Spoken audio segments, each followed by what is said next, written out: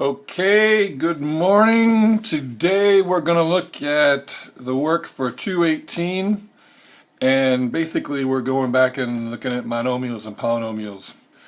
Let's go get started. At the top, all we're doing is distribution. It's going to be 2x times 3x to the third, so that's going to be 6x to the fourth, and then 2x times 2x squared is going to be plus 4x to the third.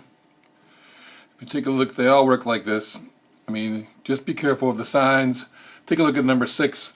In number 6, basically all we've got going on here is negative 3 times 4, which is negative 12, and then we have y to the third, so it's going to be y to the fourth.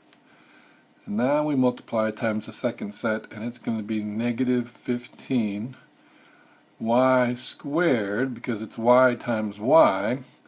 But then we bring down the z squared. We can't change it, but we can't forget about it. Alright, so then in the next set, practice B, what we're doing is we're just multiplying two polynomials. You can use the box or double distribution, whatever it is you use.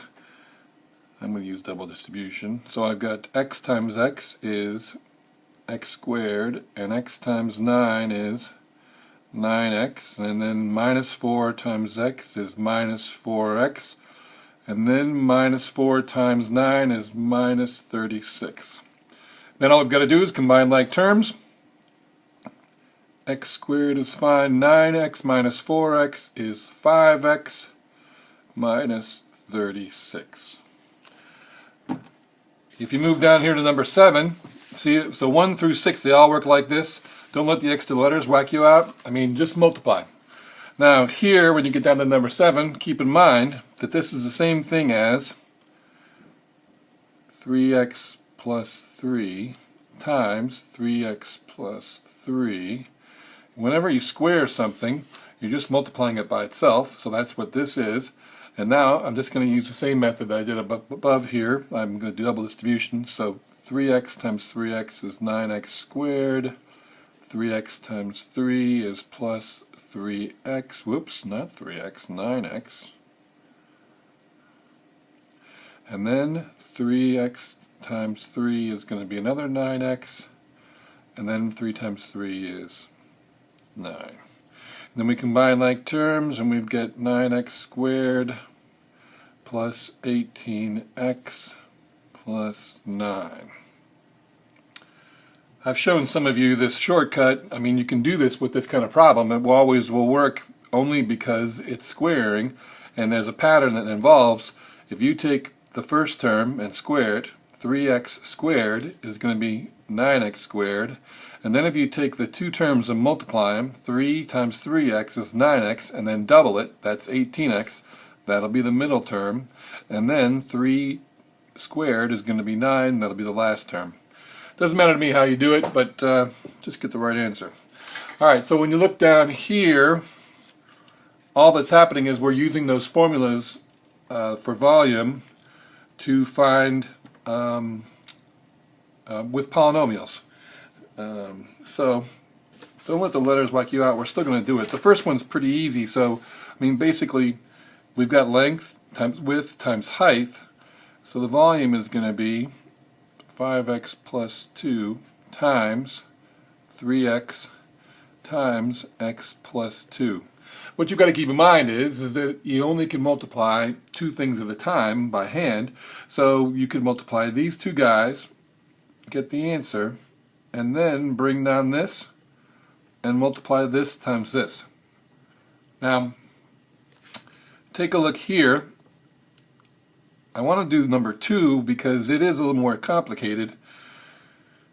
We're going to use this volume formula, which is pi r squared times height. So volume is equal to pi, which I'm going to use 3.414 eventually, but then we have the radius squared. This is going to be x plus 2 squared, and then the height is going to be times 10. Now again, keep in mind, when you're multiplying, you can multiply in whatever order you want to, as long as they're all being multiplied. And what I want to do is multiply 3.14 times 10 first. And then I'm going to multiply x plus 2 times x plus 2, which is x plus 2 squared. So when I do this first multiplication, I have 3.14 times 10, or 31.4. All right, got that. When I square these, I'm going to end up with x squared plus 2x plus 2x, and then plus 4. When I combine like terms, I'm going to have 31.4 times x squared plus 4x plus 4. And then all I've got to do now is distribute. So it's going to be 31.4 times this.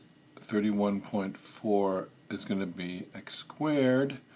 And then 31.4 times 4, which is going to be 125.6x. And then this other 4 is going to be the same, only there's no x involved, so it's going to be plus 125.6. And then keep in mind you got your units, they're going to be inches cubed. Alright, if you look at the back, we're just dividing. So we got 14 divided by 7, that's going to be 2, and then 12, I'm subtracting the exponents now, so it's 12 minus negative 6, so that's going to be g to the 18th. And then when I subtract 4 minus 1, I'm going to get h to the 3rd. So there's nothing on the bottom, and I'm done with that. So that's how those work. Keep in mind, when you subtract, if you get a negative number, it goes on the bottom, you make it positive. And if you get a positive number, it just stays on top. Now, in number 6, you can see that what's happening is we're going to have the monomial we've got to divide, but then when we're done with it, we're going to have to square it. So we still do order operations. We do the inside parentheses first. In this case, I've got 3 on top, because 3 divided by 1 is 3. When I do negative 2 minus 1, the exponent for the guy down here, it's going to be negative 3, so the x's are going to go on the bottom, and I make it positive. And then 7 minus 2 is 5, so it'll be y to the 5th. Now, I just simplified this, but I haven't squared anything. Keep in mind that when we're squaring a monomial, what happens is that we square the coefficients, but we multiply the exponents. So this is going to be 3 squared, or 9, and this is going to be y to the 10th.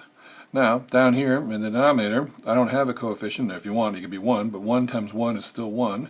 So then I have x to the 3rd times 2, so 3 times 2 is 6. And that's how you go about these. Now, in number 11, you'll notice we're working at the same kind of deal. The only difference is that we're raising it to the 1/2 power. Don't get all whacked out about it, just do what we got to do. So first we start off by simplifying this. 8 divided by 2 is 4, and then when I subtract the exponents, I'm going to get 2 minus 6, or negative 4, so the g's are going to be down here with a positive 4, and then 4 minus 1 is going to be 3, so the h's will be on top. Now, I just simplified that, but I didn't take the square root. And so what's going to happen is I take the square root, or 1/2, 4 to the 1/2 power. It's the same thing as square root if you remember. So this is going to be 2. And now I multiply the exponents, so it's going to be h. 3 times 1/2 is 3/2. And then, again, there's no denominator coefficient here, so I'm just going to multiply the exponent. It's going to be 4 times 1/2, or 2. And that's the answer to that one. So take a look, we'll do one more of these. On number 12, I've got 4 divided by 20, so that's going to be 1/5. And then these two will cancel out, and then I'll end up with y to the 3rd. Now when I raise that to the 1/3 power, I've got 1 to the 1/3, we're not going to worry about that. And then y to the 3rd, so this is going to be y, because 3 times 1/3 is 1, and then 5 to the 1/3, if you try it, you're going to get a crazy decimal, so we're just going to write it like this. Alright, down here at the bottom, all that's happening is that we're adding and subtracting polynomials. If you remember, we're going to distribute the negative 1, this will become negative 2x squared minus 9x and plus 9. And then all I do is combine like terms. 5x squared minus 2x squared is 3x squared. And then negative 4 minus 9 is going to be negative 13x. And then 3 plus 9 is going to be plus 12. Down here, their addition, so we don't have to worry about distributing a negative 1. So all we do is combine like terms. And we get 7x squared plus 5x minus 6. Alright, good luck with those, and I will talk to you soon.